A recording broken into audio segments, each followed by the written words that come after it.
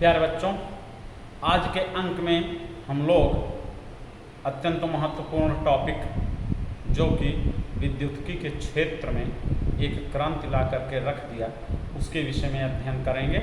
और उस टॉपिक का नाम है विद्युत चुंबकीय प्रेरण, इलेक्ट्रोमैग्नेटिक इंडक्शन।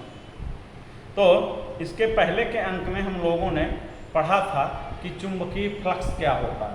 तो चुंबकीय फ्लक्स जैसा कि हम लोगों ने जाना था कि किसी तल के लंबवत तल की अभिलंब की दिशा में गुजरने वाले चुंबकीय बल रेखाओं की संख्या को हम लोग चुंबकीय फ्लक्स कहते हैं। और यह जो होता है चुंबकीय क्षेत्र की तीव्रता और उसके क्षेत्रफल के गुणनफल के बराबर होता है। और यह जो है एक अदिश राशि होती है, इसमें कोई दिशा नहीं होती, क्योंकि यह क्षेत्रफल जो कि क्षेत्रफल के लंबवत खींचा गया अभिलंब एक सदिश राशि होती है और चुंबकीय क्षेत्र जो है एक सदिश राशि है।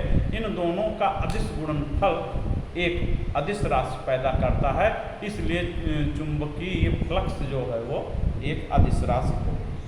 अब हम लोग इसी आधार पर एक महत्वपूर्ण टॉपिक विद्युत चुंबकीय प्रेरण के विषय में पढ़ेंगे। अब यहाँ पर जैसा कि नाम से ही क्लियर है कि विद्युत चुंबकीय प्रेरण जो होता है वो प्रेरण प्रभाव, इंडक्टिव इफेक्ट।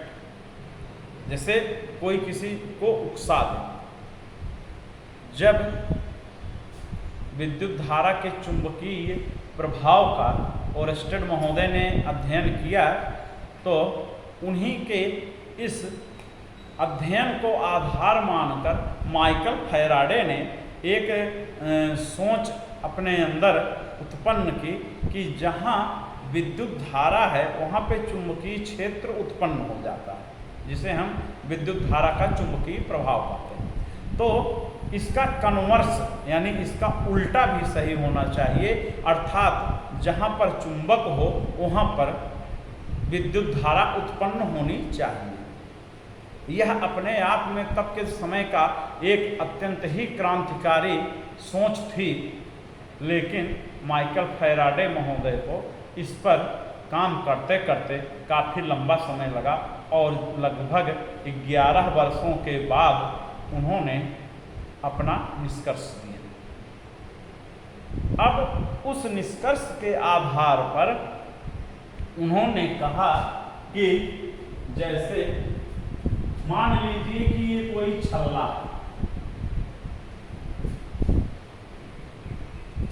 तार का छल्ला सुचालक पदार्थ का बना हुआ है, ये तार का वृत्ताकार छल्ला।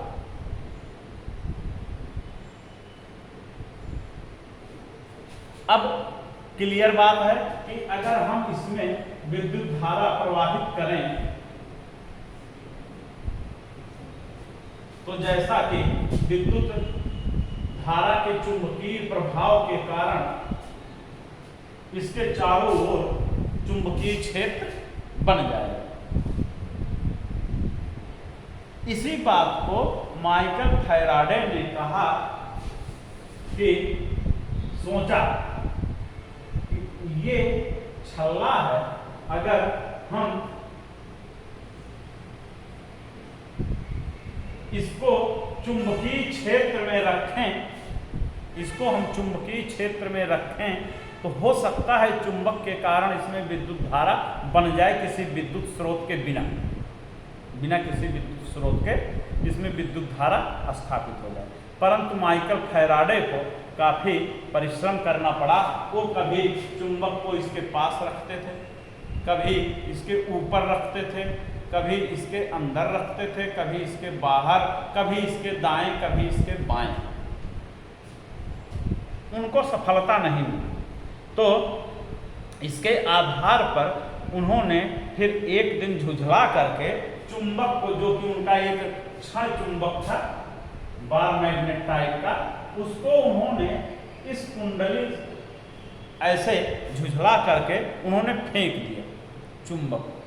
संयोगवश ये जो वृत्ताकार लूप है कुंडली वो रखी हुई थी और ये जो है चुंबक उनका इस कुंडली से सीधे ऐसे निकल गया उस पार। तो जब उस पार निकल गया तो उनके द्वारा ये लगाया गया धारा मापी के पॉइंटर में डिफ्लेक्शन आ गया, यानी वो हिल गया धीरे से। तब माइकल फैराडे को पता चल गया कि वो जो है विद्युत धारा इसमें आ गई। लेकिन वो कंटिन्यू रही नहीं।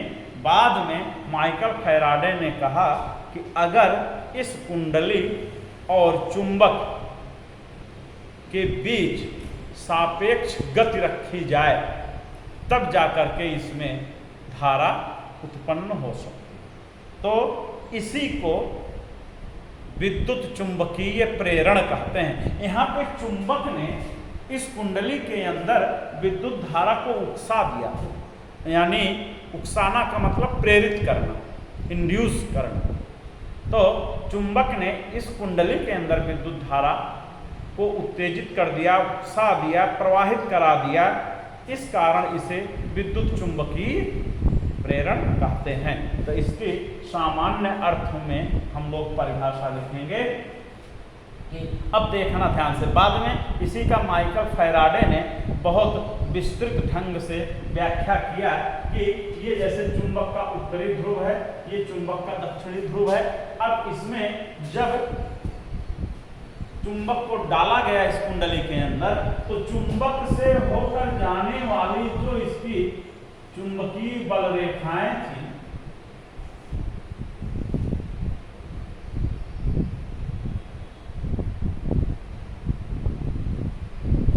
जो चुंबकीय बल रेखाएं थी इस कुंडली के द्वारा कटने लगी, अर्थात कुंडली से होकर गुजरने वाले चुंबकीय फ्लक्स के मान में परिवर्तन हो गया, जिसके कारण इसमें प्रेरित धारा या प्रेरित विद्युत वाहक बल उत्पन्न हो गया।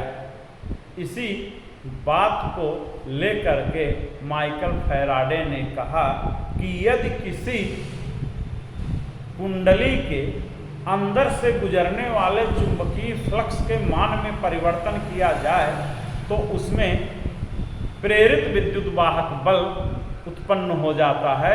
इस प्रभाव को विद्युत चुंबकीय प्रेरण कहते हैं। ध्यान देना, यहाँ पर विद्युत चुंबकीय प्रेरण शब्द है। चुंबकीय का मतलब चुंबकत्व, चुंबक से, और विद्युत का मतलब समझो कि एक प्रकार से इलेक्ट्रिसिटी, यानी बिना किसी स्रोत के यहाँ पर विद्युत धारा उत्पन्न करा ली गई केवल चुंबक और इस कुंडली यानी क्वाइल के गति से। तो यदि किसी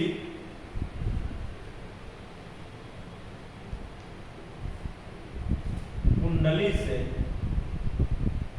कुंडली का मतलब यहाँ पर वो वृत्ताकार लूप, यदि किसी कुंडली से गुजरने वाले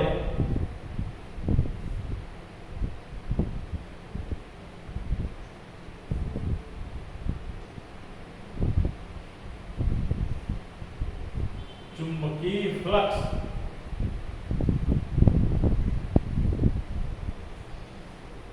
के मान में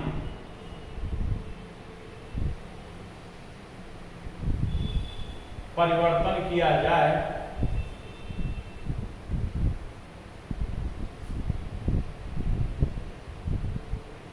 तो उसमें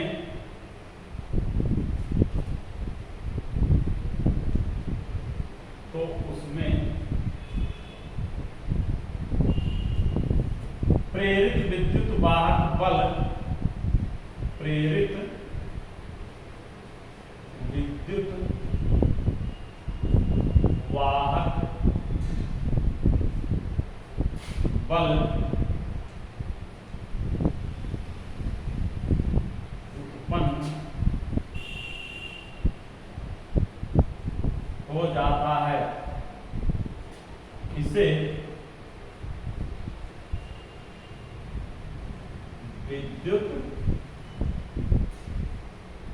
चुंबकीय, इसे विद्युत चुंबकीय प्रेरण कहते हैं। प्रेरण कहते हैं। ये है विद्युत चुंबकीय प्रेरण। अब माइकल फैराडे ने इससे संबंधित अपने नियम दिए थे, जिन सबका अध्ययन हम लोग अपने अगले अंक में करेंगे।